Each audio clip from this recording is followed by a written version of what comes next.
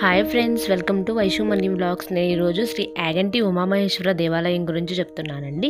ఇది భారతదేశంలో ఆంధ్రప్రదేశ్ రాష్ట్రంలో నంద్యాల జిల్లాలో బ్రహ్మంగారు నివసించిన బనగానపల్లి పట్టణానికి సమీపంలో ఉన్న పుణ్యక్షేత్రమే యాగంటి.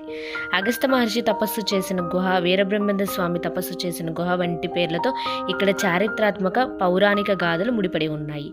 శ్రీ శ్రీ వెంకటేశ్వర స్వామి వారి గుహ అండి అది. శ్రీ శ్రీ వెంకటేశ్వర స్వామి వారి విగ్రహం మొలిచే సమయంలో కాలిబొటన వేలు గోరు విరిగింది. ఈ విధమైన అసంపూర్ణ విగ్రహం పూజలు అందుకొనకూడదని, అందువల్ల ఈ విగ్రహాన్ని ఆ గుహలో శ్రీ అగస్త్య మహర్షి ప్రతిష్ఠించాడు. ఈ విగ్రహం తిరుమల శ్రీ వెంకటేశ్వర స్వామి వారి ఆలయం నిర్మాణానికి ముందే ప్రతిష్ఠించబడింది. శ్రీ పోతులూరి వీరబ్రహ్మేంద్ర స్వామి వారు తన కాలజ్ఞానంలో ఈ స్థలం తిరుపతికి ప్రత్యామ్నాయంగా మారుతుందని రాశారని చెబుతారు. శ్రీ శ్రీ పోతులూరి వీరబ్రహ్మేంద్ర స్వామి వారి గుహ అండి ఇప్పుడు నేను చూపించేది.